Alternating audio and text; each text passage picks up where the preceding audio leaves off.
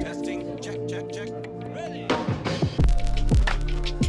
And are we rolling? Wait, hold on. All right, that's better. Thanks so much for coming to hang out on the couch this morning. Of course. It's like Glad to be here. 9:30 in the morning. This Yep. is like very un-rockstar of you, Thomas Rhett, to show up at like 9 o'clock in the morning on a Friday. Man, I'm prompt is one thing that I am. I hate being late, so I'm glad to be here. Thanks for having me.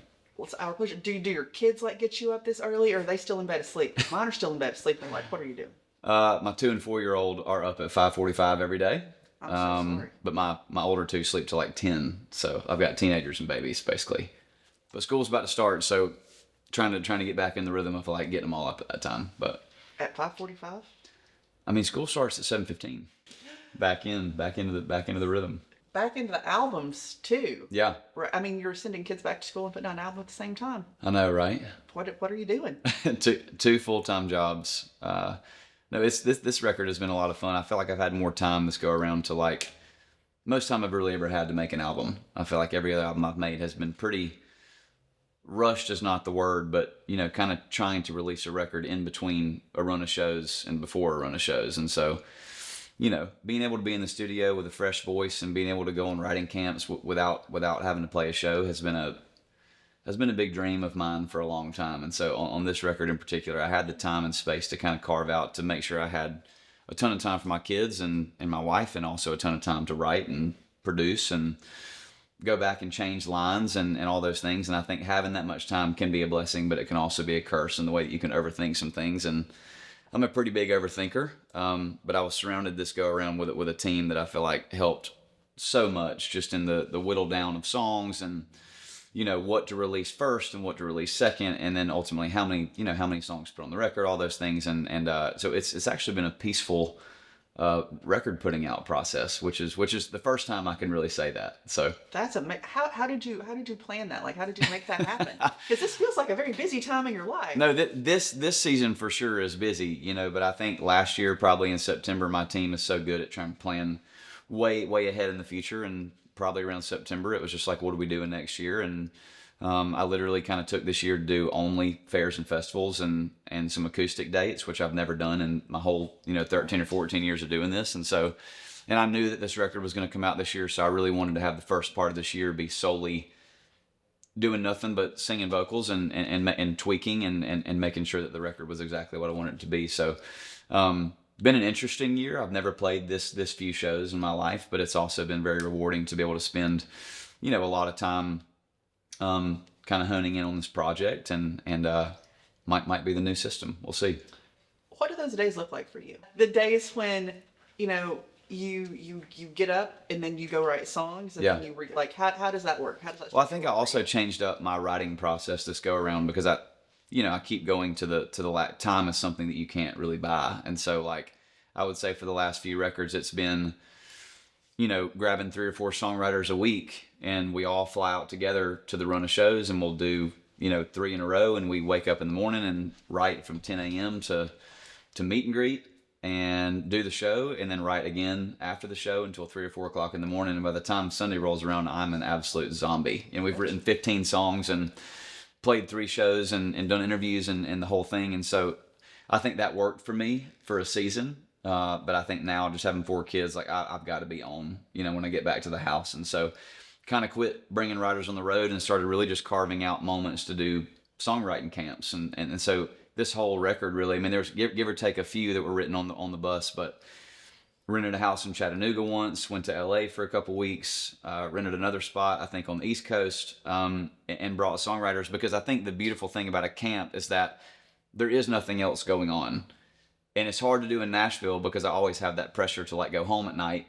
You know what I'm saying? So my brain gets that chance to switch in from like songwriting to being a dad. But when you're on a camp, it's, 3 to 5 people that, I've been with for a long time, songwriter buddies. And we literally get to write whenever we feel like it and really hone in on something. So if we're kind of getting on to a vibe, you now have 3 days to continue to explore what that is. And so I would say the majority of this record was written on, one of those 3 camps that we did in the last year and a half. And I'd never really done that. I always kind of thought that more was better. Not necessarily quantity over quality, but if I can write 100 songs, maybe I'll have 15 to 20 that we really love. And this go around, it was just a little bit more laser focused on what are we trying to write today? What is the type of feel we want? What is the type of content we want? What kind of melodies do we want? And it was easier to write 5 songs in 3 days, but all 5 made the record, rather than going on the road for 3 days and writing 15 and none of them make the record. So a little more strategic writing, I think, was put into this album, because I think we all had a mission and a vision, and it was able to be executed on a trip rather than also while you're doing 19 other things on the road. So both worked for me, but I think this go around, this was just a more enjoyable process. I think that's super interesting because, a lot of your records, it's really eclectic Sure. when it comes to, sound production, all that stuff. Yeah. So did you have that in your head in those writer camps? Like, today, I want to write something that sounds like this. Yeah. So, you knew what you wanted the makeup to be before you walked in? For sure. I think the difference is like when you're bringing writers on the road, you only have 3 days to not think about songs, because it's like Thursday, Friday, Saturday, you're writing and you're playing shows, then you're going home, and there's not a whole bunch of time to dive into art. It's like, how do I raise 4 children and be a good husband? And I think with the camps, they're so spaced out that in the interim of the camps, you're listening to the things that you did on the past one and trying to discover new music. So by the time you get to the next camp, my brain is kind of on a whole different set of things I'm listening to. You know what I mean? So one camp could have been, I've been listening to nothing but the Rolling Stones. And then the next camp could be like, I've been listening to nothing but Aretha Franklin. You know what I'm saying? And so I think that's what makes the camp so eclectic. You know that every single time you're doing one, you're going to get somewhat of a different product, because you've gotten a chance to write and then breathe and live, and then write and breathe and live, write, breathe, live, and then finally the recording process, So I think the time gaps in between these writer camps were really beneficial for me to kind of live with what we had and be like, okay, I think that these 2 could be the core.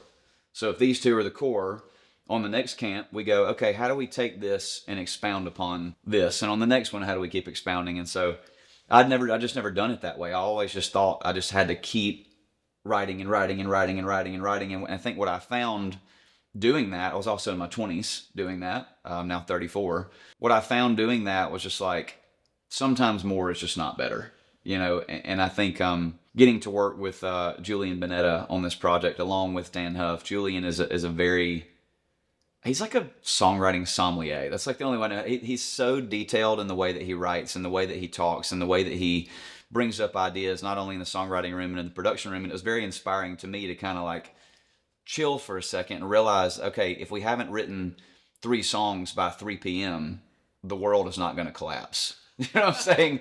I think that's kind of been my mentality over the last decade, is if we only wrote 6 songs this weekend, what are we doing? You know what I mean?